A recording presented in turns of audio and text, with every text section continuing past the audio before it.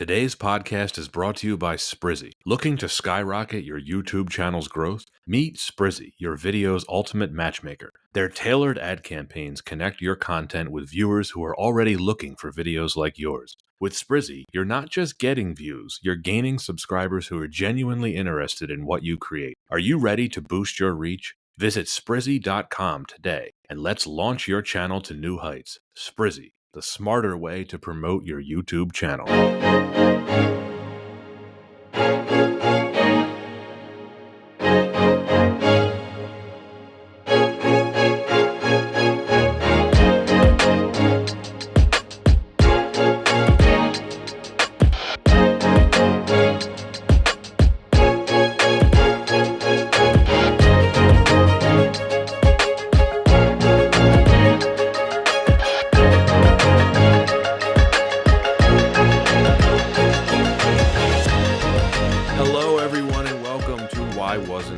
I am your host, Patrick Darms. And I'm your co-host, Anton Paras, but not the Pokemon. Good call. There is a Pokemon. Wow. Excellent. That's a good one. That's an excellent Gen 1.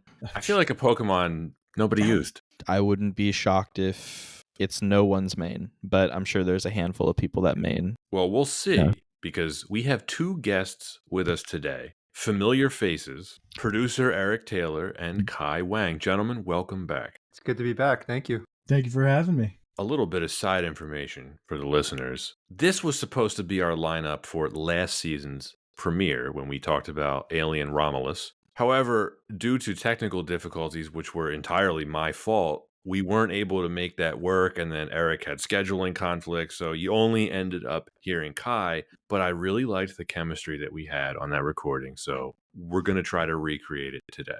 I'm into it. And we're going to try to recreate it by covering a movie that I would be surprised if all of us loved, but a topic that all four of us love, and that's Pokémon. Woo. Let's go. That's right. You know, watching this the other day, gosh, the theme song is so catchy. All right, favorite Pokemon on 3. 1, 2, 3. Pidgeot. Kingler. Lugia is what I said. Kingler? Really? The Pokemon that looks like an animal? Well, I guess they all do, kind of. Ooh, you want me to edit that, Eric? What? The Pokemon that looks like an animal? No, but you know what I mean. Like, it's just a crab. It's Just not a crab. like a. It's not like a.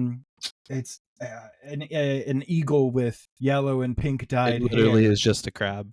It's just a crab. Sometimes you It's like gotta a keep it fiddler simple. But your favorite is Kingler. I might be memeing a little bit. I said Pidgeot also slightly sarcastically, but an awesome, underrated Pokemon. You get Pidgey early in the game, and I just stuck with him out of loyalty. Those flying types, you gotta look out for them. But they can't learn double kick. No, that's No. true. But did you know Nido King and Nido Queen could learn Surf? I did know that. Yeah, underrated move for those types. So today we're talking about Pokemon the first movie, which is a milestone for a number of reasons that we'll talk about. I'll intro this, and then I'm going to preface this by saying the two guests that are with us here today, I invited because I know a lot of people that like Pokemon. A lot of my friends like Pokemon. My co-host Anton loves Pokemon like I do. But the two guests today are two of the biggest Pokemon fans that I know, and that's why they're here. Now, they may tell you otherwise, but don't let them fool you. Hey, I appreciate that, actually. It's meant to be a compliment, so you're welcome. Well, No, so thank you. Just gonna ask the questions off the bat. Eric, Kai, what's your favorite gen? Gen 1. I'll be honest, and I think that you guys are going to hate me for this. Black and White is actually my favorite gen because the games sort of expanded out a little bit from what was like the norm, because you had like that 3D city that you could sort of walk through. I have a love-hate relationship with Black and White because that is also the gen where Vanillux, the like ice cream cone Pokemon, came in there. So it's tough.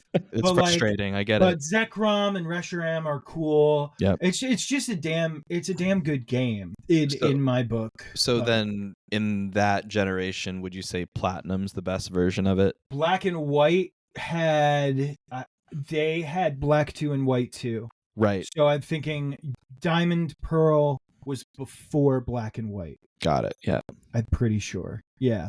And then they made sequels to like each game, like the story continued. And both of those are good games too. So you kind of have 4 games in that gen that you can play with different stories and stuff. I remember having a lot of fun with it. As we've covered, I've played a lot of Pokemon games. Nice. Love it. Love it. Mm-hmm. I'm with Kai on Gen 1, but I'm quite biased because I really only played up to Gen 2. Yeah, I gotta be honest and say I have a huge like lapse of like interest in Pokemon after like playing Silver, because I feel like by that point I had kind of moved on to like other stuff. Did you revisit like Heart Gold or Soul Silver? No, so the 2 games I played prior, like after that, was Ultra Moon, and the last one I played was Sword. Okay, right on. And it's funny, like upon like getting to the point of the game where I could like start trading Pokemon, I immediately changed my whole lineup to all Gen 1 except my starter. Yeah, it's so cool. I can definitely say personally, I feel also like a lapsed Pokemon fan in that I didn't play as many of the games in between or anything after Ruby Sapphire. I did come back for Heart Gold, Soul Silver, but I didn't really get back into being interested in the games or even the cards until Pokemon Go. So It's fair. Yeah. And we're all about the same age, too. So, with the exception of Eric, the Gen 1 bias is self-explanatory. I just turned 23. You're aging terribly. Wow. Shots Jeez. fired. Shots Wow. fired. Oh god. I would be genuinely confused if some 23-year-old told me, like, yeah, Gen 1's the best. I'd be like, oh, okay.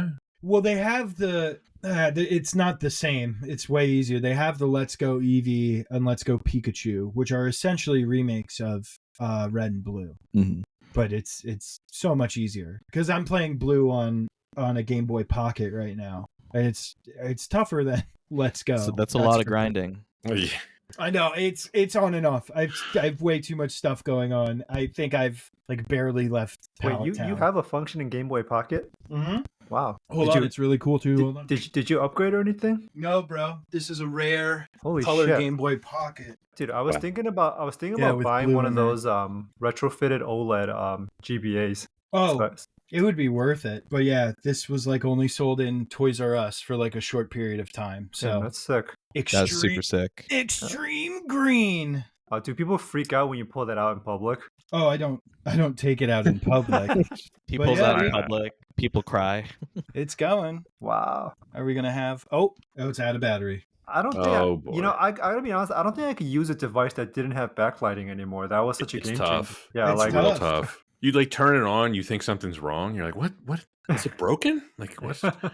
I gotta say though, you kind of need the Game Boy or at least some variation of it, because I remember when I was able to get a bunch of Game Boy games on my phone. This is probably around 10 years ago, and without the buttons, it wasn't fun. It doesn't feel right, No. especially a not the game where same. like you gotta like if you play like a fighting game with like a touchscreen, it's butt because you can't like actually Yeah. feel the buttons or anything. Yeah, I don't even think I made it out of Pallet Town. I was like, I can't do this. But the crazy thing was the entire game of Pokemon Blue took up 1 megabyte of space on my phone. Wow. Yeah, they were Yeah. like floppy disks back then. Pretty Mhm. much. It's amazing But- how you could fit a game on there, and then I have an 80 gigabyte download of Horizon Zero Dawn remastered. It's not even a new game. It's Right. fucking 90 it- gigabytes. It's just the jump in graphics. But I mean, you think about it too, like all the Pokemon games, like none of them are short. They're all lengthy games. Even Oh, the first yeah. one, it was a lot of hours. Well, that's why I liked. I did love Gold and Silver, because after you got through the main story of Gold or the Johto region, you went back to Pallet Town and did the whole old map, and then like it's great. Pokemon's great. Well, okay, let's Yeah. go ahead, Anton. I was gonna say, if this isn't a clear enough segue, we Yeah. are nerds for Pokemon. And what a better movie to talk about than Pokemon, the first movie. AKA Mewtwo Strikes Back, allegedly. Yeah, did he strike the first time? It's not clear. Killed a bunch of scientists. To be fair, they Giovanni did like try to enslave him, and then he was just like, "Well, no." Nope, I'm out. Does he kill Giovanni in the movie? Because it's not clear. No, I think it's pretty No. clear he runs away in time and flees Yeah. in the chopper. Giovanni's real shisty. He is. He gets away with shit all the time. Yeah, and he's Ash's dad. He's also Is like that canonical?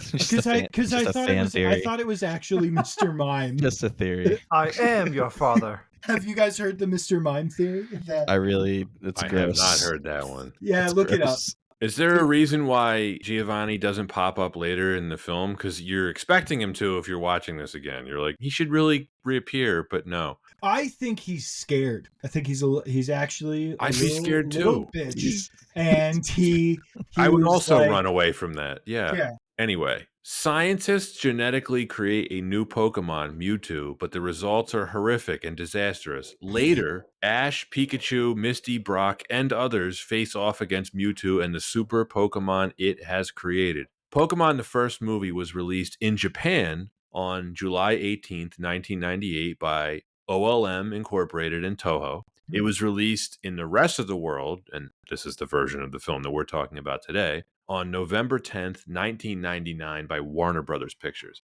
Directed by Kunihiko Yuyama. Screenplay by Takeshi Shudo, based on Pokemon by Satoshi Tajiri and Nintendo. Voiced by Rika Matsumoto, Ikuye Otani, Mayumi Izuka, Yuji Ueda, Satomi Kurogi, Megumi Hayashibara, Shinichiro Miki, Masachiko Ichimura, Veronica Taylor, Rachel Lillis, Eric Stewart, and Philip Bartlett. I just realized I read a bunch of Japanese names, and none of them are actually voices in the version of the film that we're watching. So that was a waste of time. Your Anton Japanese is pretty Anton great, was cheering you on. Thank you. Dude. I was practicing that. You reminded me of Bond in You Only Live Twice. You forgot. I took a fresh in Oriental languages at Cambridge. Aki. The budget of this film was $5 million, and it shows. That's $9.6 million adjusted for inflation. The box office was $172 million, which is $325 million adjusted for inflation. Normally, I ask the guests why they wanted to appear on this episode, but you two are the biggest Pokemon fans that I know. This is going to be a nostalgia trip. This film was a very big deal for kids our age. We all went to see it. Gentlemen, tell us your story of this movie. Well, I remember my dad fell asleep during it. Understandable. I mean, I guess. I don't know. But yeah, I don't know. I remember really liking it. And having a bit more of a story to Mewtwo, because I don't think it was ever really covered in Red and Blue. I don't know if it's how deep, or if Kid Me was like you reading and didn't want to like look at something that explained it. No, it's not covered in the game, really. Right. Not like this. No. So it's kind of cool that you got to see where Mewtwo, and feel better that I have that guy tucked away in a Master Ball somewhere. And here he is being so unstoppable, All they needed was a Master Ball. Not to, oversimplify it. But Well, I think he could have used his telekinesis to stop the ball. but dude, it's a Master Ball. Yeah, He's so overpowered in this movie. He really It's is. kind of Yeah. insane. he's practically God in this movie. Mm-hmm. Mm-hmm. We'll talk about that. It's a flaw. And that's a different Pokemon. Yeah, True. that's Arceus. Obviously.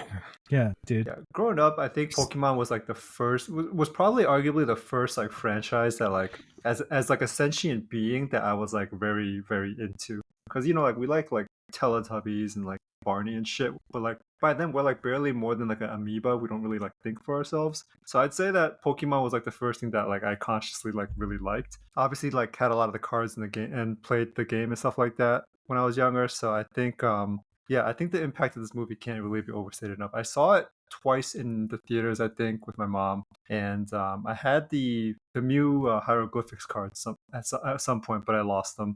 Ancient And Mew. I had built up a huge collection of Pokemon cards, and some of them were like from Japan too, which was like pretty rare back then. But yeah, no, was a big Pokemon fan as like a little boy. Took a break, and I still kind of like it now, but obviously like not to like the fanatico level that I was when I was a little boy. I still love it to a fanatical level. I have Pokemon tattoos, dude. Which I don't one? know. That's sick. It's let's see if you can see it. It's a little busy. but it's Arceus and Giratina. See Arceus here. Oh, that's pretty Giratina sick. Wow. down there. So That's why you're here, Eric. hey, praise Arceus. Am I right, fellas? Yeah, I mean, for me, I'm a big anime fan, and goes to show just how nerdy I am on the show, and everyone knows it at this point. But of course, Pokemon made a big impact on me as a youngin', and I was very excited to see this in theaters. My friend's mom actually got all of our tickets beforehand, which wasn't reserving them online. It was actually going to the box office and paying for the ticket. But the cool thing was we actually still got our trading cards beforehand. So that was also really fun. Yeah, it's nuts. I feel like at a young age, I just knew I wholeheartedly accept the love of anime into my heart, and that includes Pokemon, but also really weird anime like Samurai Pizza Cats. If anyone knows that, that's a deep cut. That's me. I'm ready to talk about some Pokemon today. Pat, where were you when you accepted Pokemon into your heart? Amen. You accepted Arceus into your heart. Arceus wasn't Gen 1, buddy. Okay, Well, dude, but he's God. Okay, get away from your Gen 1 snobbery. it's I not snobbery. understand It's the that only. there are I've only more played Gen 1 and Gen 2. Pokemon. It's not snobbery. It's just I haven't played any of the other ones. But Arceus was always there, man. Right, but Arceus isn't relevant to this discussion because this film is Gen 1 and a little bit of Gen 2. I had the same experience probably a lot of people our age did, which is first I played the game. The cards came out, I think, right around the same time, right? 1998. It was right around the same time because the game came to North America in like the fall of 98. Mm-hmm. And by that point, I think we all knew that there was a movie in Japan, but it just hadn't gotten its way over to us yet. And back then, we would have had no way of seeing it. So, the hype for this was enormous because the anime had debuted in North America earlier in 1999. So it was like game, cards, anime, and then this movie all in basically like a 12-month span. So they really got the timing of this right. This really was a cultural phenomenon, and it's hard to describe it now because it's not really a film that has a tremendous legacy as a film. It has a legacy in terms of like what it represented. This was the first anime film to get a widespread mainstream release in North America ever. Prior to this, it was basically if you wanted to see something that was anime, you had to go to an indie theater. But this movie hit all the theaters at once, and it really was huge. It wasn't as big as something like The Phantom Menace, obviously, that came out earlier that year. But Anton, you're right. I remember like people were buying tickets in advance for this. It was a massive deal. Was it as big of a deal for like teenagers and adults as it was for like little kids? I would say no. Yeah, right. That's what I. So I did some research into this, and kids were the main demographic. Yeah. But because of the popularity of the card game, there were scalpers back then that would get tickets to get the cards. Wow. Well, some of them, certainly not Ancient Mew, but some promo cards are pretty rare. Ancient Mew really isn't, which is telling, right? I think the Ancient Mew is like $40 if it's graded correctly. Yeah, well, I mean, I don't know much about card pricing and stuff. Oh, that's a sick Dragonite too. But yeah, a lot of people got those cards. Yeah, I mean, I still have my Dragonite and I have Mewtwo. I'm pretty sure someone stole my Mew, which I haven't recovered from yet. 25 years later, but I was more excited about the Pokemon 2000 card set. Those are pretty sick because you got the legendary dogs. After watching this movie, I remember a lot more of Pokemon the movie 2000 than this one, which is weird. And that came out only 6 months after this. That's the crazy thing. So they were really smart with how they were just piling all this stuff on. Got to strike while the iron's hot. Right. And they did.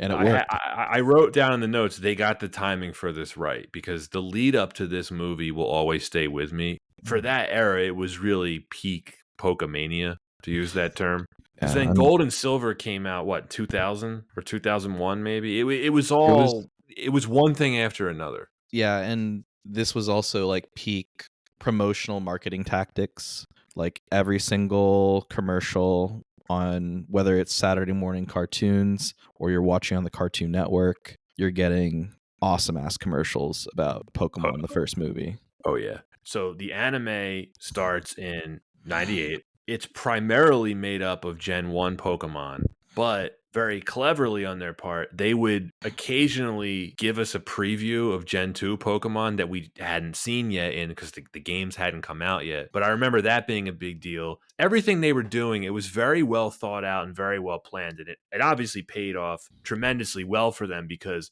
it sets the foundation for this franchise that is still going strong today. And Anton, I think you know the stats on it. It's like the second highest grossing franchise ever or something like that. Yeah, and it's just, again, not shocked. They had an incredible miracle of an IP, and they pushed it, and we embraced it. To your point, Pat, I think in the very first episode, one of the first Pokemon you see is actually a legendary Gen 2. I think when Yeah, you're right. Yeah. Ash looks at the rainbow, it's Ho-Oh flying over, but like no one knew what it was at the time.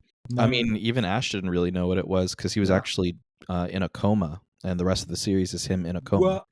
Well, or because doesn't Ho grant wishes? So like, there's a theory that he wished that his adventure would never end, and that's why he's perpetually 10 years old. Well, he's perpetually in a coma because if you remember that right before, he was electrified into unconsciousness by Pikachu. Right. Okay. Yeah. I didn't even realize the anime is still technically going. Mm-hmm. Oh, yeah. Kind of like The Simpsons. When did we all stop watching it? Because for me, it was after the Johto seasons, which would have been like 3 and 4. I never really Same watched here. it, dude. When I was a kid. You didn't watch it, Eric? It wasn't easily accessible to me. And my parents were very anti-TV and like anti-video games and stuff like that. So it was kind of like... So you had to rebel. Oh, yeah. It's a long history of me rebelling against that. I think for me, it was around the time Sapphire came out, it started to fall off for me, and I got really into Bionicle. I don't know if you guys remember Bionicle. Super sick.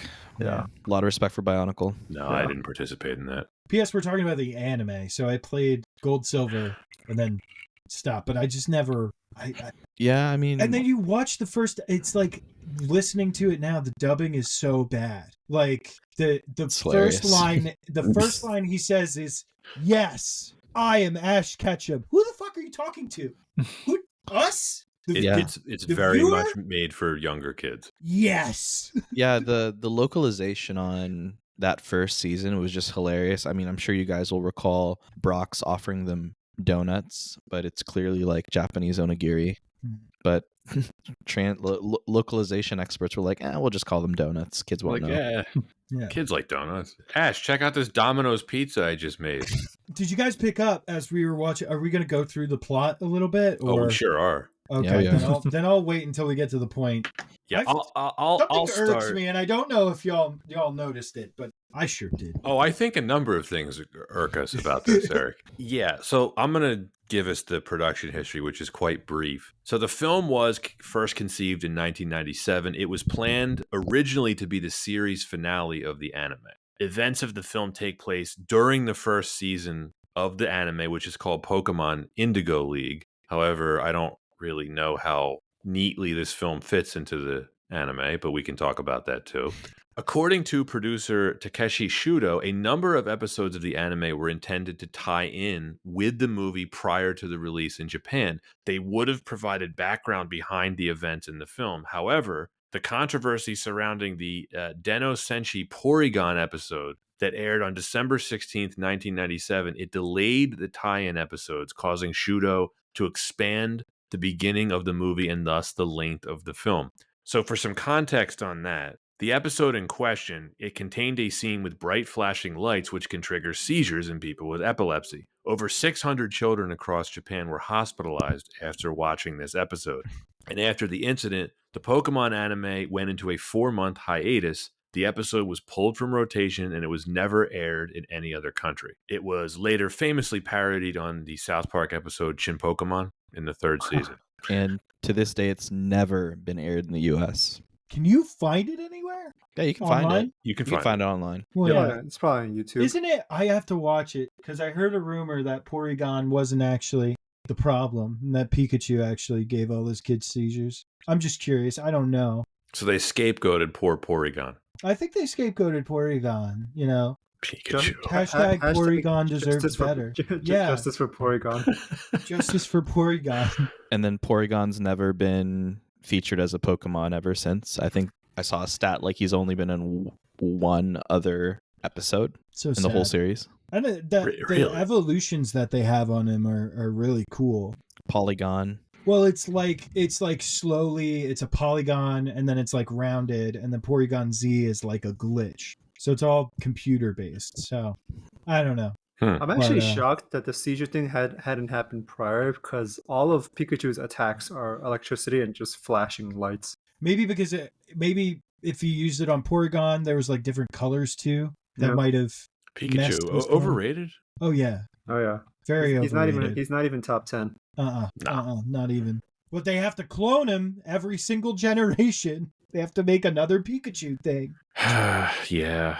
So there ended up being some major differences between the original version of this film and the version that was released in North America, which we'll talk about. The movie released theatrically, more or less serving as a tie-in between major episodes of the show rather than the finale as was the original plan. Again, we can talk about that. The English version has a 16% Rotten Tomatoes score. That's fair. Okay, don't I think typically I like think Rotten Tomatoes. it's better than 16%. That's Yes, it that's is. not Yeah. that's nonsense. Yeah. But we're also like we're fans of Pokemon. 16% is You like imagine- disaster level bad. Yeah, but 16% would be for somebody who knows absolutely nothing about Pokemon and just Yeah. went into this movie blind. That Absolutely is see fair. somebody That is giving fair. it. Yeah, the best way to watch 16%. the movie, you just do a bunch of whippets and then watch it. It was a massive success at the box office despite performing so poorly with critics. It earned $85 million in North America alone. It ended up surpassing Mortal Kombat as the highest grossing video game adaptation worldwide at the time. Isn't it funny that Mortal Kombat Annihilation came out the same year? The year before. 2 Yeah. years before. 2 years before. How dare you bring that movie up, Anton? God damn that thing. That's one of the worst sequels ever made, right? Also, Yeah. bold to call it a video game. Like that now we really have to figure out, did the video game come first, then the anime? Yes. For Annihilation? No, For Pokemon. no, for Pokemon. No, fuck you. I don't know. No. No, it did. This was a video game first, always. Okay. Well, what about the manga? No, this was Okay. a video game first. Really? Yes. The manga's funny, dude. It's so much more grown up than Yeah, I read a couple of volumes of the manga when I was older. yeah. It's much different. Yeah, it's very different. You guys are probably thinking of the one that has Ash as the main character versus Red, because there was another series that also released with just Red, like Red from the video game. Wow. Yeah, I think the most distinct thing I remember about the manga was that the Pokeballs were clear, so like you could always see inside, like who was inside the Pokeball. That was the one with Red, right? That was the one with Red. That was the one with Red It because the seems one useful. the one that I'm remembering, like in Seems the beginning, cruel. in the beginning, it's always watching your If Pokemon. you've already captured them, I don't want to watch them in solitude. I thought the prevailing theory was that the Pokeballs create like heaven for the Pokemon, so they're just hanging out in there all day. Oh, that's what they want I you don't to know. I was believe. gonna say that's what you have to tell young trainers. Like, no, they love it in there. Yeah, they like it. They prefer it. They like living in captivity. It's fine. But I just remember in the manga, all of Ash's Pokemon in the beginning like absolutely hate him. Like they absolutely despise him. Like Charizard he throws out a probably still hates him Pokeball to this day. send out Pidgey or Pidgeotto, and then the ball opens and it's just a note that says like "gone for some R&R." Like Pidgey's just Yeah. not in the ball, and he's like, "Fuck you, dude. I'm not fighting for you." I think it's 'cause still he- have those. I think it's because he caught it when he was too low level of a trainer to like handle that Pokemon. I don't probably Because that's how it is in the game. Like if you catch a Yeah. Pokemon that's too strong for you, it doesn't do what you ask it to. Yeah, you need the Yeah. right number of badges, right? Yeah. Yeah. That was definitely one of the funniest things in the series, is that it just clearly established that Ash is a low level trainer and that his Pokemon do not like him, and he's earning his badges by like not actually earning them, just kind of luckily getting them. Yeah. Just frolicking around. Yeah, and then there's just posters around like Ash Ketchum is a fraud. He does not deserve those badges. Well, that's really it for the production history. There's not much to it. I guess the only other thing is we've been mentioning this. There were cards given away at the movie theaters. Electabuzz, Pikachu, Mewtwo, Dragonite, and Ancient Mew. Yeah, they were all right. Again, I think the promo cards for Pokemon the movie 2000 was much better. There was more of them, right? Yeah, there was more. That you got Entei. There was the Unknown. Oh, that's Yeah. right. Could you get the two birds too, the legendary birds, or Trying to am I remember. misremembering this? I I don't remember it was a believe so. No, big I don't think deal Lugia. 'cause- I don't think Lugia was a card for 2000. No, but that was like the main legendary, right? Because it Yeah. was the birds and Lugia. Yeah, on the covers of the two 'Cause games. Yeah, the Lugia card in that set was a big deal because that was the first Pokemon card that had like 3 different types of energy as the attack, which they hadn't really done stuff like that. So it's super rare and very much like sought after. But I don't think they gave it out. Yeah, so who do you guys think is the hottest Pokemon? What's that green one that looks like a girl? You know, I know. Scyther? No, I know. Lilligant? Is it Lilligant? Here's the Scyther. Jesus. Can we talk about BBL Mewtwo? Oh my god. Mewtwo got a What? body. it's pronounced. Mewtwo definitely been to Dr. Miami. Yeah, it is I love Pat's take. He's very pronounced. It's also weird that he sounds slightly like Orson Welles. And For my next trick, I'm going to make this bottle of bourbon disappear. Thank you for coming to my island. Does that not make sense to you? Orson Welles would definitely main Mewtwo as in his team. You know, Mewtwo is a total setup for like a who's on second joke. I am Mewtwo. Oh, that's also Mew. So you're Mew? No, I am Mewtwo. There's an apartment complex, and I think it's a name for apartment. It's called the Muse. I was like, oh my god, when Pokemon came out, The Muse. I was like, and it's like we live in a very nice town, so it's like the bad part of town, but that's like baby town frolics. So I was like, I gotta go in there. There's a Mew in there. I gotta catch it. That's it for the production history. We'll take an ad break. Today's podcast is brought to you by Sprizzy. Looking to skyrocket your YouTube channel's growth? Meet Sprizzy, your video's ultimate matchmaker. Their tailored ad campaigns connect your content with viewers who are already looking for videos like yours. With Sprizzy, you're not just getting views, you're gaining subscribers who are genuinely interested in what you create. Are you ready to boost your reach? Visit Sprizzy.com today and let's launch your channel to new heights. Sprizzy, the smarter way to promote your YouTube channel. So let's talk why wasn't it better? Japanese version versus the American version. I don't even know how much we can talk about this because have any of you seen it? I haven't. Never No. seen the Japanese version. No.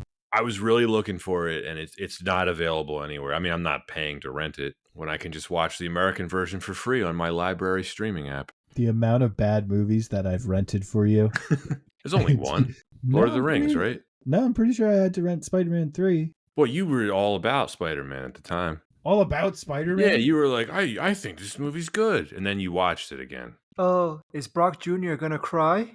My gosh. I'm gonna put some dirt in your eye. That movie. It's a quotable movie. Anyway. In all the wrong ways, yes. There is a very detailed breakdown of the differences between the two versions of this film on bulbagarden.net, if any of the listeners are curious, if you haven't seen it. This is the biggest criticism of the film, though, because the two versions are apparently quite different, especially with the setup for Mewtwo and his like motivations. Norman Grossfeld, former president of 4Kids Productions, he was the film's producer for the English language version. They wrote the English adaptation, like the screenplay. It ended up being heavily edited from the original Japanese one. There was various content edits, but about the Mewtwo thing, he's portrayed much more maliciously because Grossfeld felt American audiences needed to see a clearly evil villain rather than a morally ambiguous one. And there are some existential themes that are not present in this that are in the Japanese version. Have you guys read like what the primary difference is? No. Okay. So just to break it down really quick, the scientist, the lead scientist, I think his name's Dr. Fuji, who ends up cloning Mewtwo. He has a daughter who passed away, and he is obsessed with bringing her back to life. And in the process of bringing about the creation of Mewtwo, Mewtwo ends up in communication with this dead girl's spirit, and he develops a bond with her. Yeah, it's like I said, it's a major thing that's just not in this version. I feel of like the film. they released that that storyline later in English. It may have been on something like the DVD. Like you may have seen like bits and pieces of this, but I it's remember a seeing that. pretty but I don't- serious difference to not include in the version that we've seen. Oh, for sure. Yeah. Huh. Anton, I Yeah. feel like you have something to say here. It's just like it makes sense that they didn't do it. It's a bit too heavy. That's not a storyline that kids were going to easily absorb, and they really wanted to go for the power of friendship conquers all focus, and I can see why they localized it that way.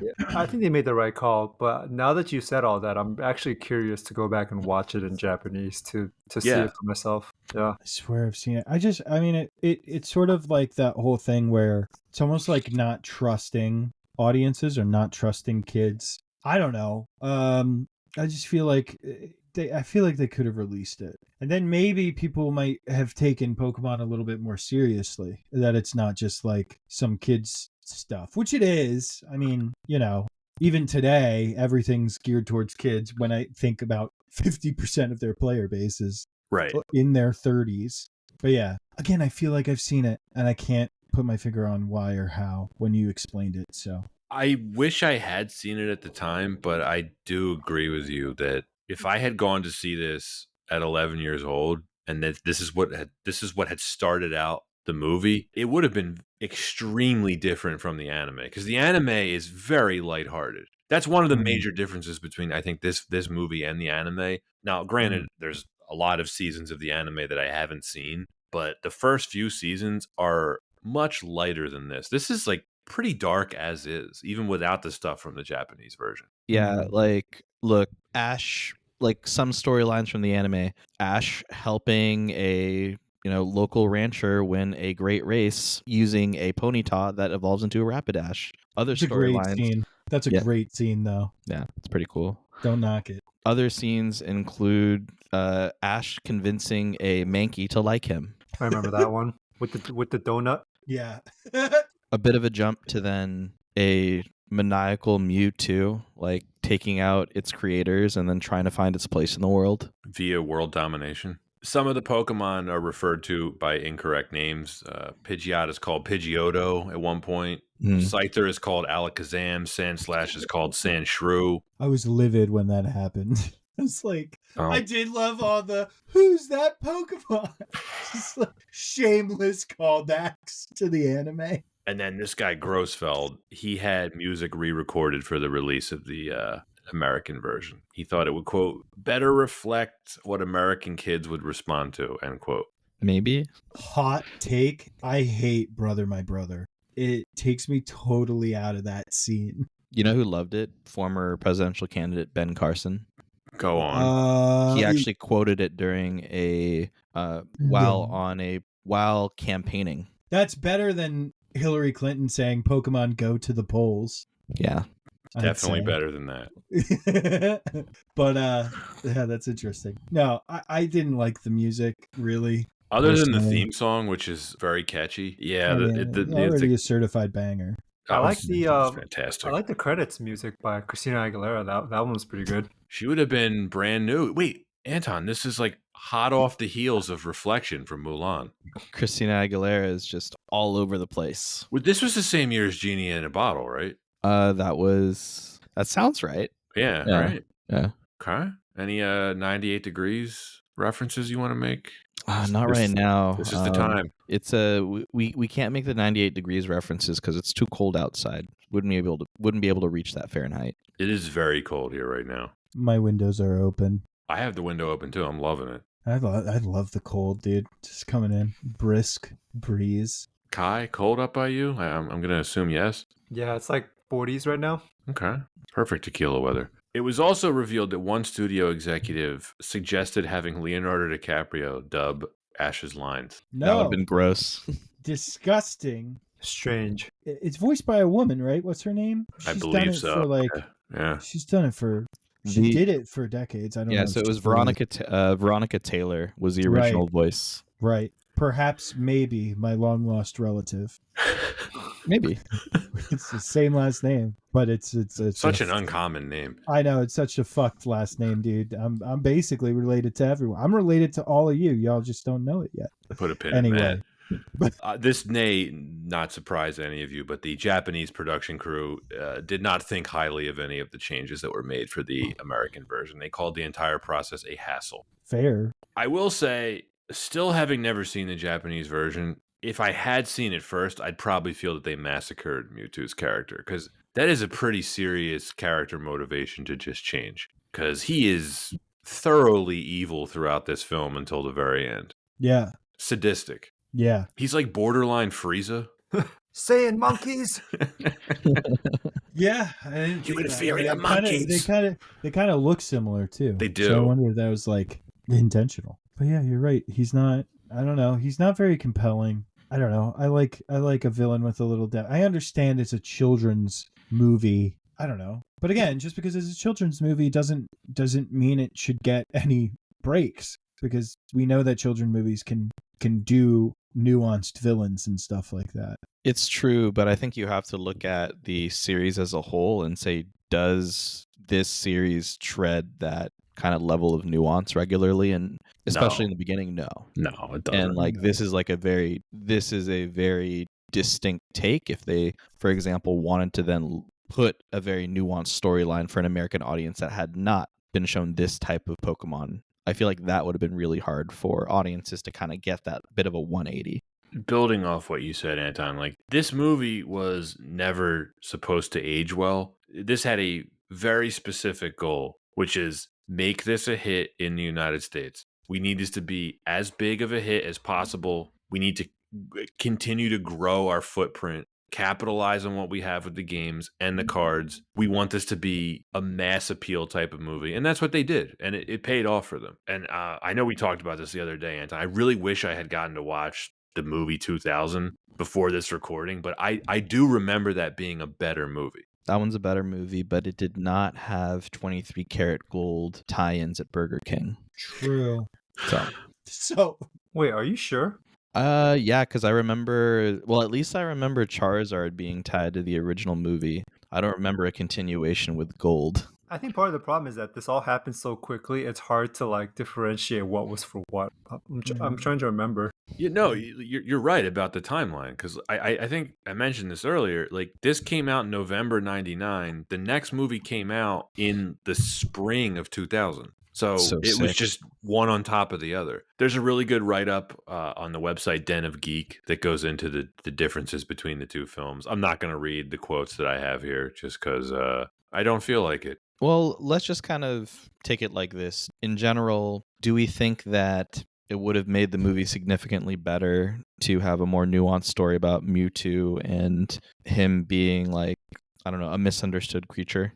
In hindsight, yeah, but 11-year-old me going to see this in the theater, no, I don't think it would have. I think Patrick is right. Like, I mean, I know, like 8 or however old I was, year old 6 maybe. I don't know. Like toddler me was not there to like talk about, am I a real person because I was created? I was there to see like Pokemon fight, and I'm sure like most other kids my age were too. Like, I don't think the audience was like equipped to think about something like that back then. And also, I think back then in movies there weren't too many like nuanced villains. I feel like villains where you could say like, oh damn, I think he has a point, is a somewhat relatively like new thing in modern media. I feel like depends on the genre, maybe. Okay. I mean, animation then different than now. I don't know. That's a tough question. The audience they were going for, certainly not. You know, the most nuanced villain that I can think of from that era, from a kids movie, would probably be like Judge Frollo from Hunchback of Notre Dame, or Phantasm from Mask of the Phantasm. There you go. Listen, my perspective is if they had done something like that, it would have pushed it maybe slightly higher than a 16%. Yeah, maybe. I'm not saying it would redeem it, saying it would be like 20? 23? Yeah, Roger Ebert would have had good things to say. Yeah. Have any of you seen Pokemon Mewtwo Strikes Back Evolution, the 3D animated version of the movie from 2019? I did. It was on Netflix for a little bit. So you have seen something that more closely aligns to the Japanese version then? Yeah. And again, I don't think I necessarily liked it better. I think when it comes down to the aesthetic and the appeal, it kind of comes down to I just really wanted to see the Pokemon fight, even at this age. And I just don't find the story that compelling. I find a much more compelling story if figuring out whether or not Ditto actually is a clone of Mew that's imperfect. Ooh, That would be cool. Yeah. it's a deep question. Ditto's not even in this film, is he? No. But both Ditto and Mew have the same shiny form, where they're the color blue, and you also find Ditto in the same laboratory that you find a Mew. Good point. How can Yeah. Mew be real if Ditto isn't real? If any of our listeners know, please write in and tell us. Well, let's talk about the story then, Anton. The critical reception to this, I think, is really funny, and it does make total sense, because if you are an adult critic in 1999, and I'm assuming there were no child critics back then, and you go to see this and you don't know anything about Pokemon, sort of like the parents that took us to see this is horrible. So Yeah. the thing that I just want to bring up before I forget it, Minnesota, canonically part of the Pokemon universe. That's right. Exactly. That's right. How is that possible? How is that possible? It's not even supposed to be Oh, you don't know? Earth. What's that? You No, don't- I don't. Oh, I was I've hoping you knew. It was a throwaway. It was a throwaway line. About Vikings. Well, so and- they've established with Sword and Shield that there's a version of the UK, right, in the Pokemon universe. Right. I mean, well, each region is based on something. Like Black and White, I think, is based on Europe. So is there a US? There's no I don't- US yet. I don't think so. There's no gun Pokemon as far as I can tell. It's like Yeah. 10 different new gun Pokemon. But remember when Sword and Shield was coming out, and like it was like in, I think, some Central or South American country, they were like Sword, Shield, and gun version.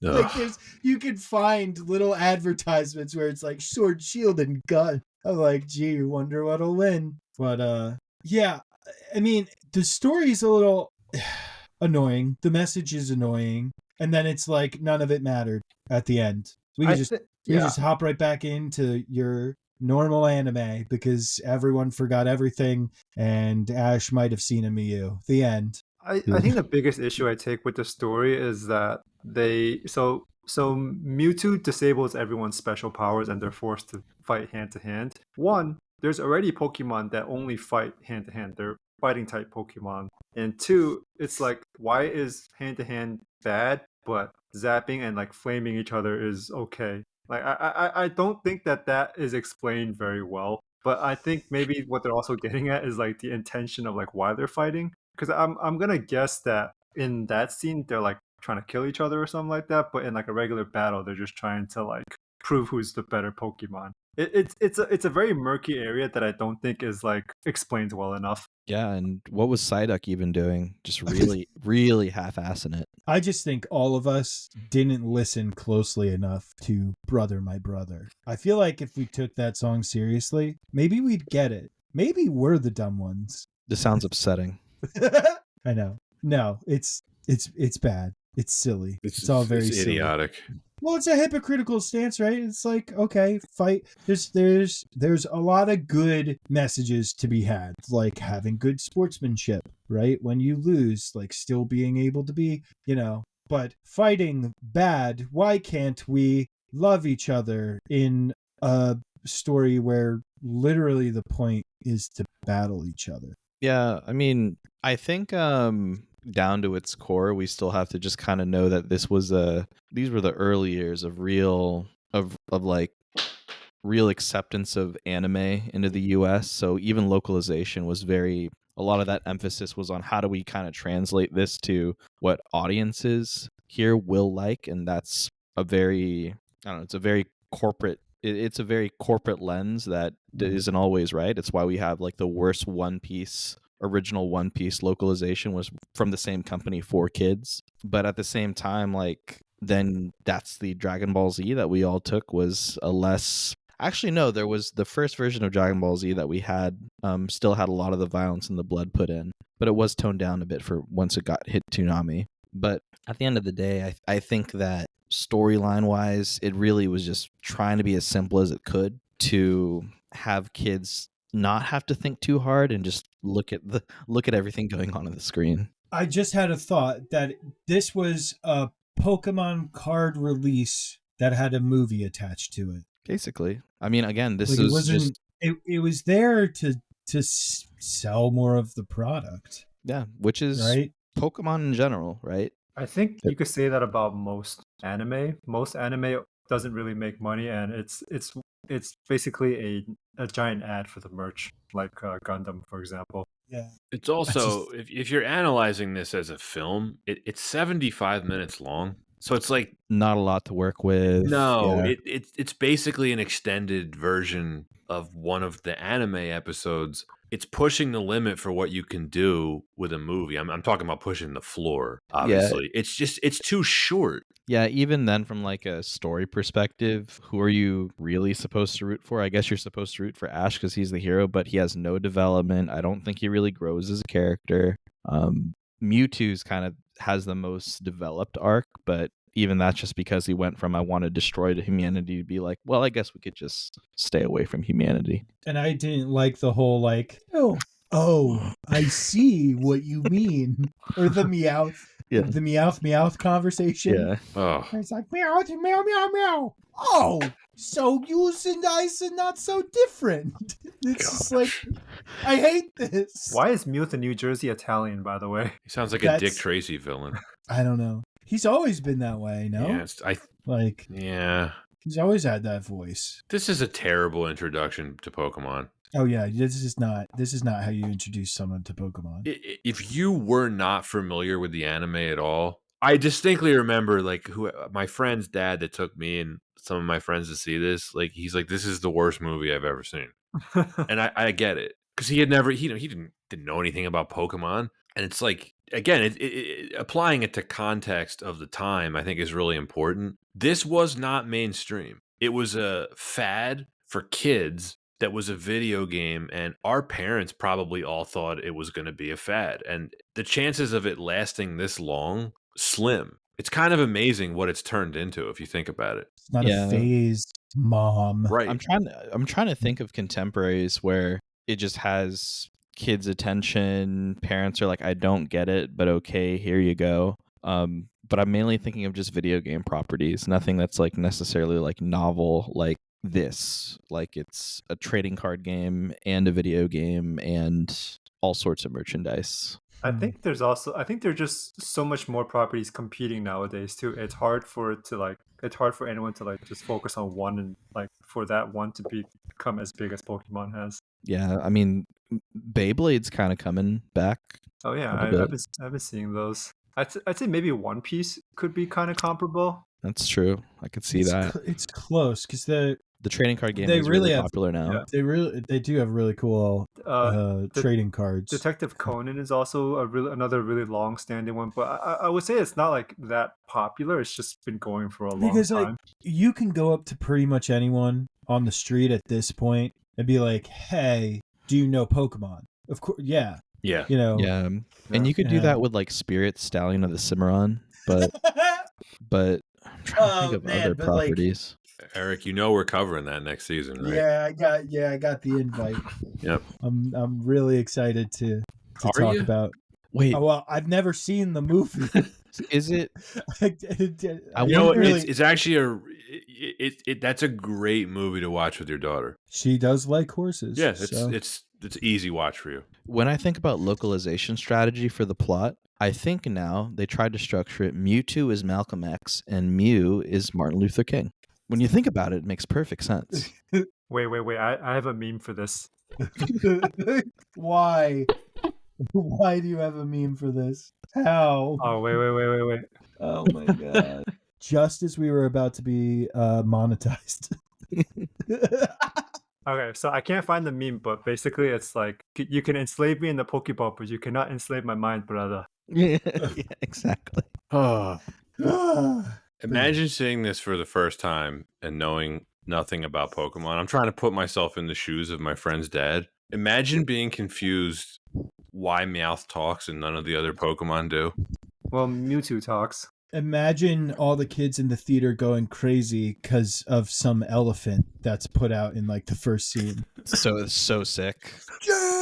Was that the first time we saw that Pokemon? Oh yeah, that was the first time you see the new gen Pokemon. Yeah. It's Donphan. Fanfi. Imagine trying to explain Team Rocket to someone. Oh no, they follow them and they're like mischievous.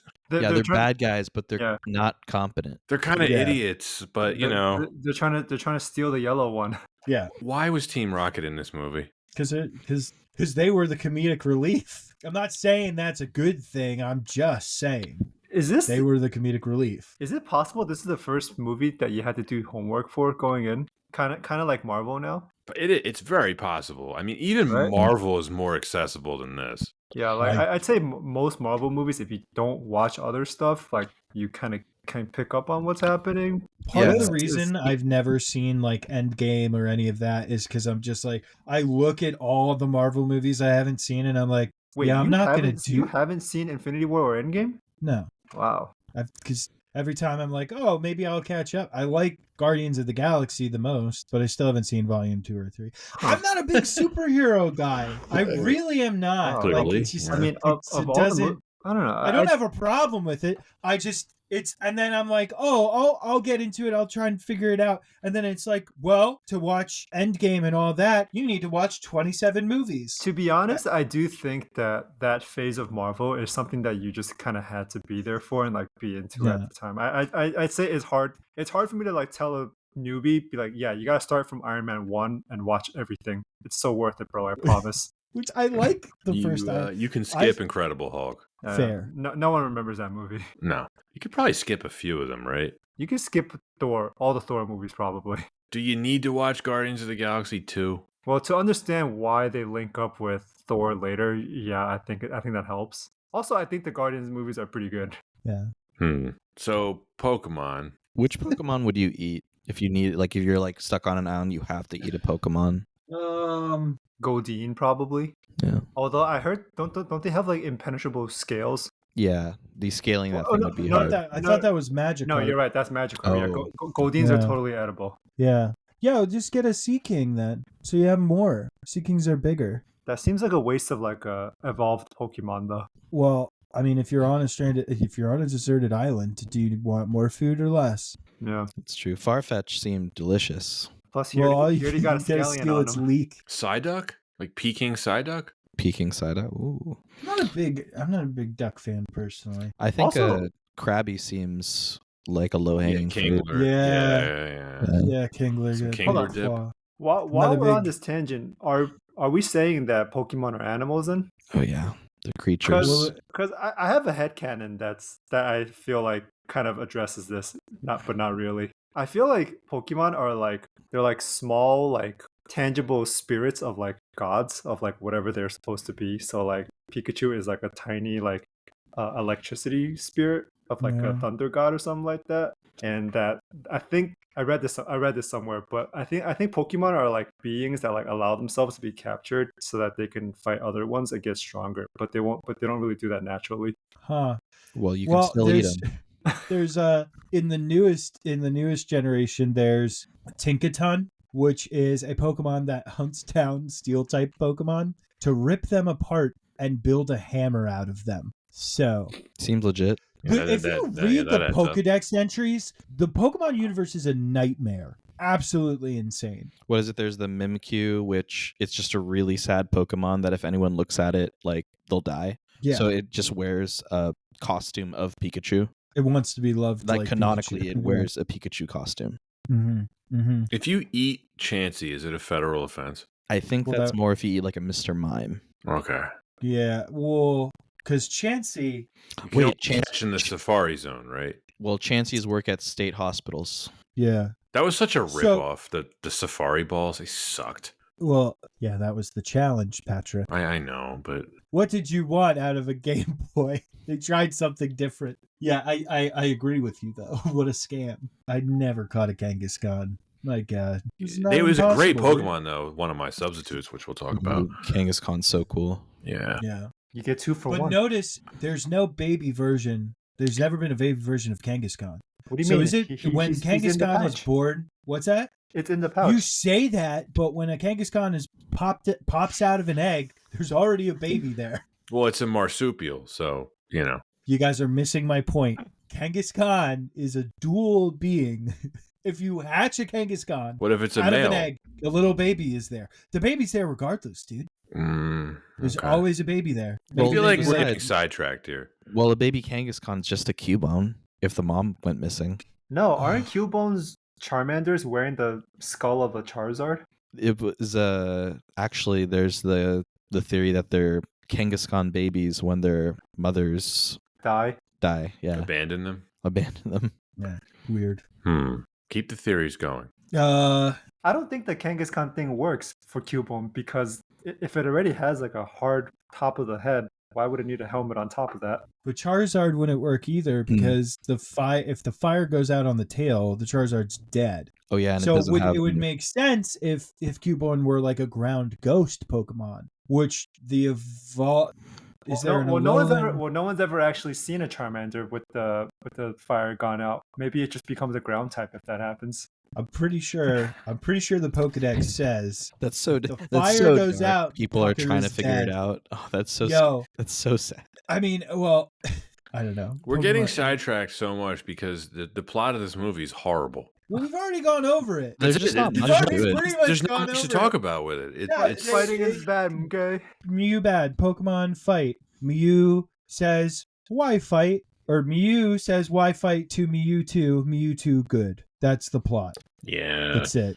Um, And then at the end, none of it mattered anyway. Because I guess he turned back time somehow. Wipe your memories. But it wasn't a memory wipe. The Men in Black pen. Yep. Right, but it wasn't just a memory wipe because then all of the people who died in the storm getting to the island would still be dead. True. I think he reversed time to make everyone be back on the island. This is one of my problems with the movie is Mewtwo is so overpowered. I can only reference the game, but like he's obviously beatable in the game. So it doesn't make sense to me in this movie that he would be so overpowered like this. It wouldn't be a very enjoyable game if No, right. Like yeah. It's almost like when you fight a boss in like a game and then and then you unlock him as a playable character and he sucks. yeah, it's like almost like fighting a mill tank in gold version, and it uses rollout, and you never beat it. Better not choose a fire type starter. It's also in the game too. I know you can go back and play all the gym trainers again, but like by the time you get Mewtwo, it's like you've already beaten the game. It's like, It's like it's not even a real. It's not a pivotal character. There's there's no personality. They kind of screwed it up if you think about it. Like you should have been able to get him before you fight the Elite Six. A lot of legendaries kind of are post game content. Yeah, though. That is kind of a thing that they've done throughout. They've added more stuff. Like there's typically in the games now there's a lot more post game content, but you know. Yeah, it was just kind of like, and you're right, everybody had a Mewtwo, so it wasn't really like a sticking point. It wasn't like beating Red in Gold and Silver. Like that was legitimately difficult. That was super cool. Yeah. Yeah. Creepy Red doesn't say anything. Question for all of you. Ash getting turned into stone and then being revived by Pikachu's tears. Is that ever in the anime? No. But it was foreshadowed in the movie. It was. There's an offshoot line where it's like, oh, the people were sad because of a storm, and you know the Pokemon cried and brought all the people back, or vice versa, something like that. I'm not gonna lie, toddler me bawled my eyes at that scene. Oh, dude, it's pretty heartbreaking. Yeah. I still remember. I thought, oh, Ash used Harden, and it was highly effective. What does Mewtwo say? He's like, fool, he got in the way of my attack. Quick note about Mewtwo. I want to say he has really good aesthetic taste. I really like the design of his like facility. It was very Geiger-esque. I like how he sends out. Do it like what I've built. Good Yeah, reference. no, I mean it's like biomechanical. Yeah. I like that he just has a little postman Dragonite there. Yeah. Just doing his bidding. One of my all-time favorite Pokemon, Dragonite. So good. It's a good one. Such a fun Pokemon. It's one of my starting 6. So, and also there's plenty of Brock being thirsty for...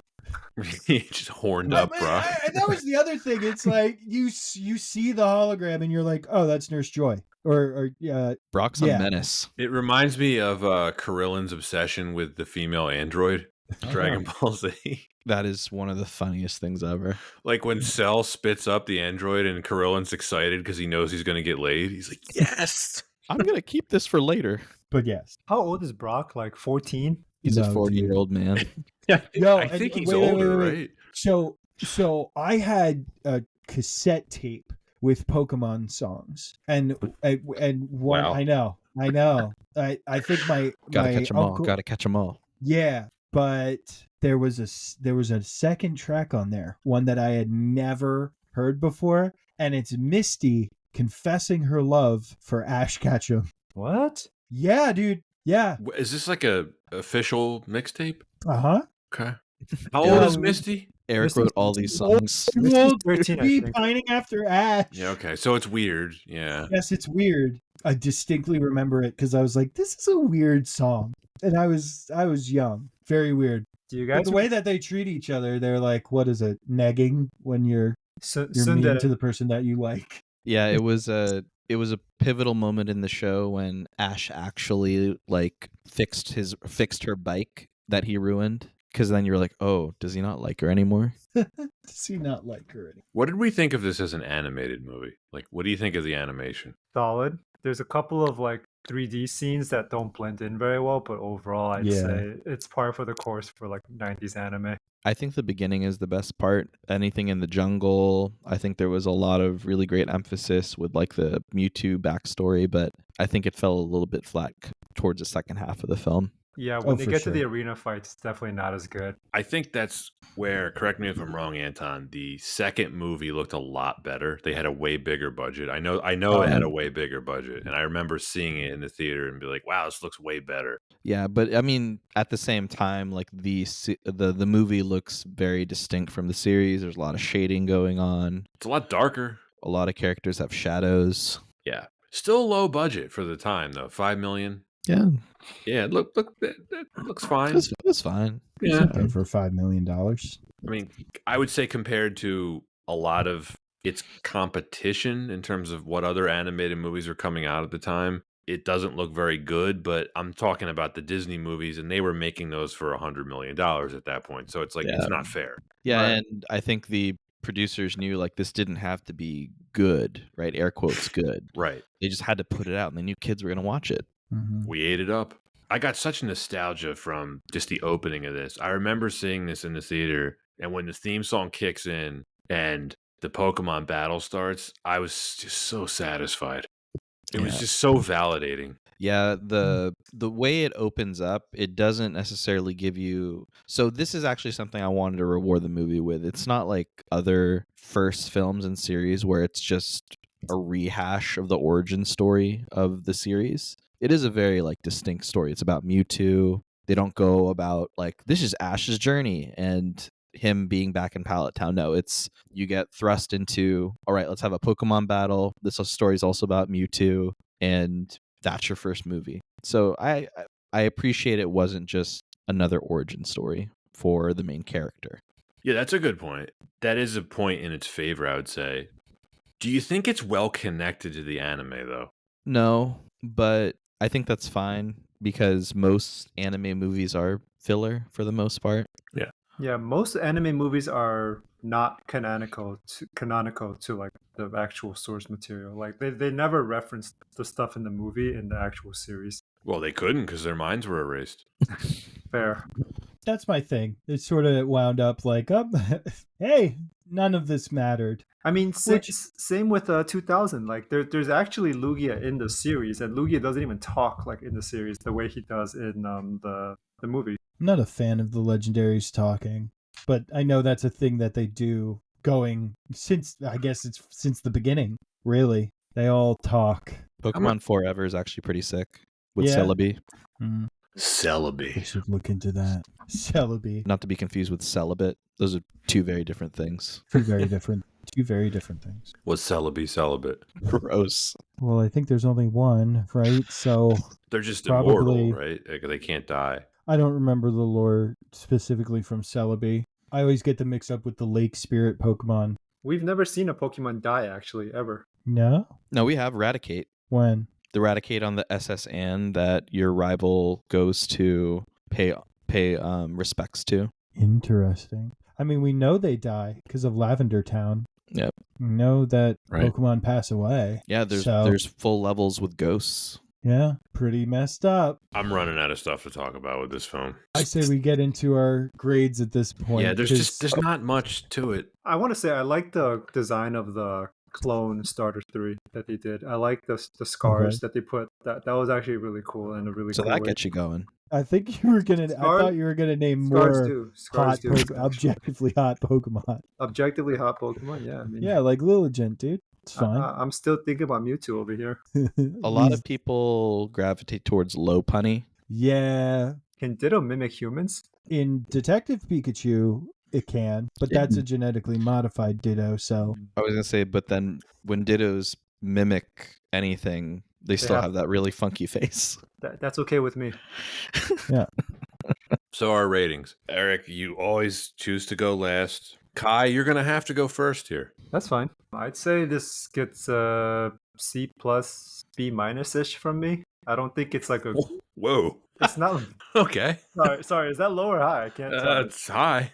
We'll talk about it, Kai. Hey, it's your rating. Yeah, it's yours. I look at it with... I think I look at it with, like, rose-tinted glasses. It's, like... Obviously, it brought back a lot of, like, feelings from my childhood and stuff like that. And I don't think it's a terrible movie, even though it's, like, really simplistic. It's really short, which I kind of like, because I don't think every movie needs to be, like, 2 hours long. And the animation is decent. So I'd say, like, C plus B minus is, like, kind of, like, above average. And I think with its cultural significance, I think it's not an unfair score to give it.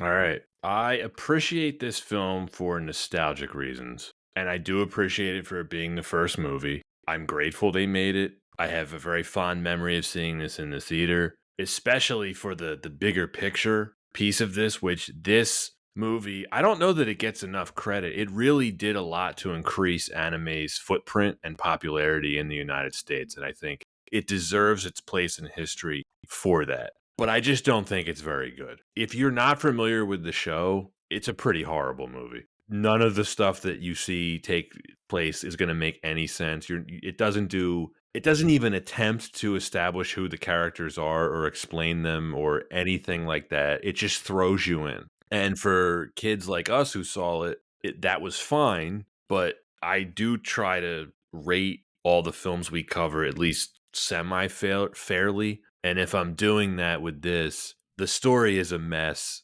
And this is a little hard to articulate because it's barely 75 minutes long. I don't think it's paced very well. It felt longer to me, and there were stretches of it where I was pretty bored, which is kind of amazing considering how short of a movie it is.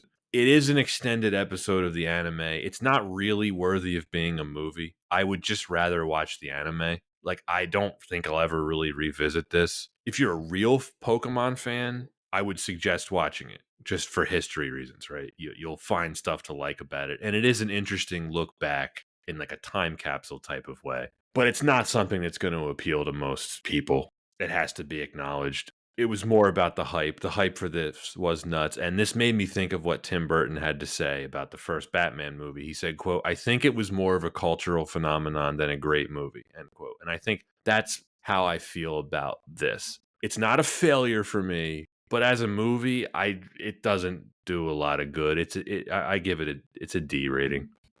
Yeah, it's not a very good movie. I feel like even everything that we've touched on, whether it's lack of story structure, lack of pacing, no real character development, very confusing story, mid animation for a larger budget anime film. It really is just a bigger budget episode. And I feel like despite all that, there are qualities to it that make it very unique, and still something about it does entertain me a bit more. I think I like it a little bit more. For some very...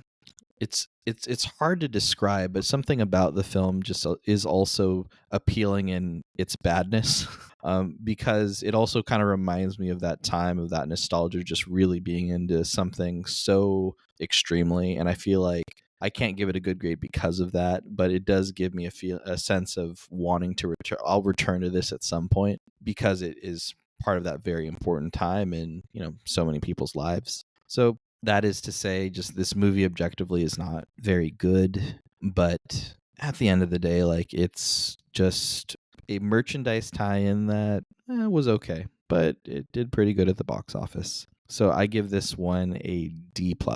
Well, I wish I were attracted to any of Pokemon in this movie because this gets the D from me. I won't even hold my punches there. You know, we talked about the Pokemon battles, and there was like one Pokemon battle in the beginning. Mewtwo's clones wipe the floor, and Mewtwo wipes the floor with all the other Pokemon. And then the next battle, they're just slapping each other. It like even the battles, I don't think were enough for me to raise it above a D. Now, I love Pokemon. I went and saw this should have been a nostalgia slam dunk. But for me, it sort of was a macrocosm of a lot of the problems that the anime has. You know, weirdly dubbed lines where they say the incorrect Pokemon names. You know, it's stuff where it just didn't feel right. And then at the end, it didn't even matter. None of it mattered. And like, that's fine if you want to do that. But especially with a Pokemon like Mew and Mewtwo that were so mythic when, you know, we were younger, especially Mew. Nobody really knew. Now everybody knows how to get a Mew. But back then it was sort of like, oh, you have to go to this truck by the SSA, you know, but it didn't capture the same like how awe-inspiring those Pokemon should have been. It was cool seeing them fight, but if it was going to be this sort of facile attempt at a story, then it should have just been like battles all the time, but like extended battles, not like Mew just constantly outclassing Mew and Mewtwo and Mewtwo's clones constantly outclassing the other Pokemon. So yeah, it's a D, maybe a D+, but I can't even raise it to a C's level of competency personally.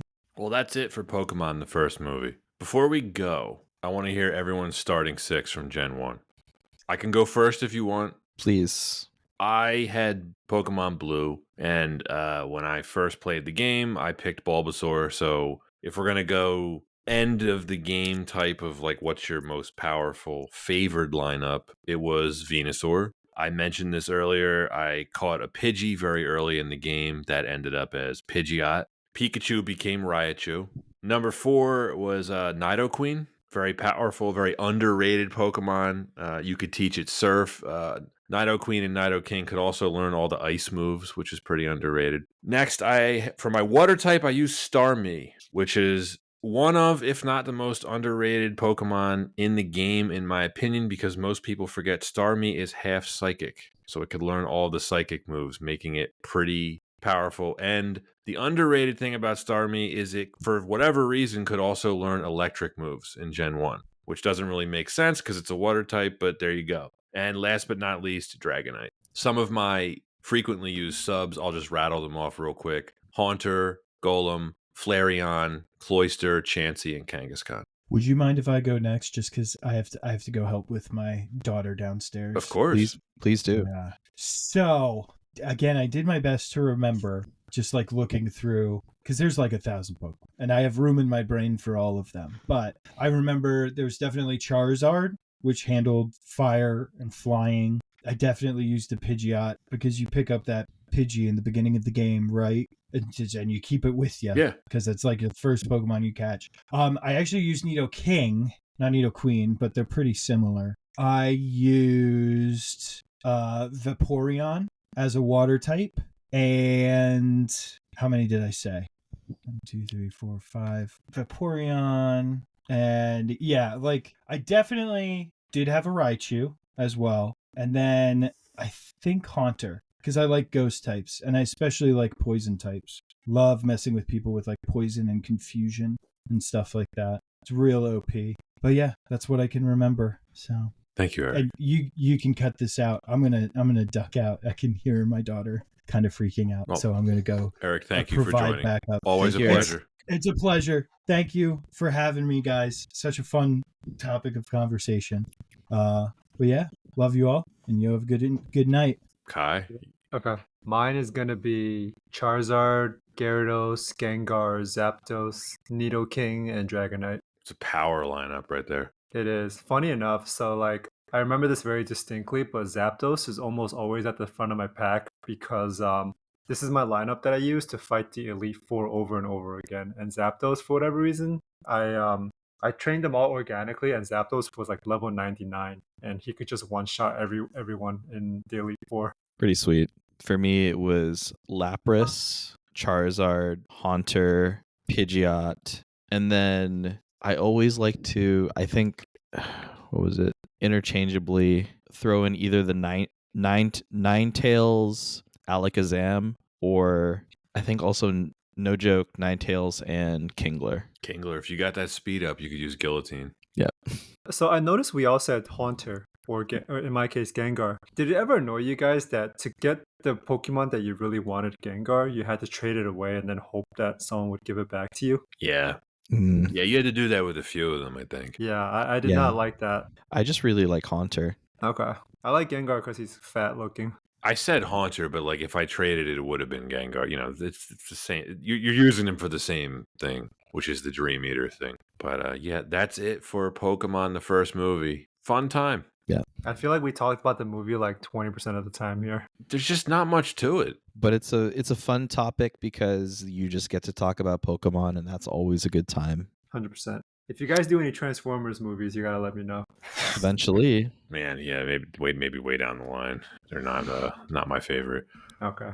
I mean, to be fair, I'm saying that like a snob. It's like we cover so many horrible movies that, like Kai, we haven't released it yet, but I mean, like we had to talk about Dragon Ball Evolution. And that one actually is interesting because we got to talk about the production pretty heavily and just Dragon Ball. But this one, I feel like there was way less meat on the movie itself to talk about.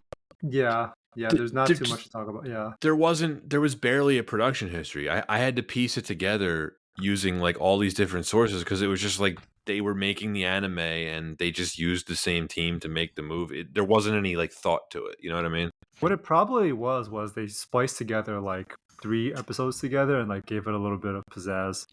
Yeah. It's all this is. Well, that's it for this week's edition of Why Wasn't It Better? Kai, always a pleasure to have you on. Always a pleasure to be here. Thank you, guys. We are going to have you on later this season to talk about a Jackie Chan movie. Yes, sir. And that's going to be fun. 100%. All right. Well, we will see everyone next week. Later. If you are listening on Spotify or Apple Podcasts, please give us a follow and a 5-star review. Be sure to check out our YouTube channel as well. As always, you can find us on Instagram, Twitter, and TikTok. For those who would like to support us directly, we have a Patreon. Links to all of the above are in the description. Thanks for listening and see you next time.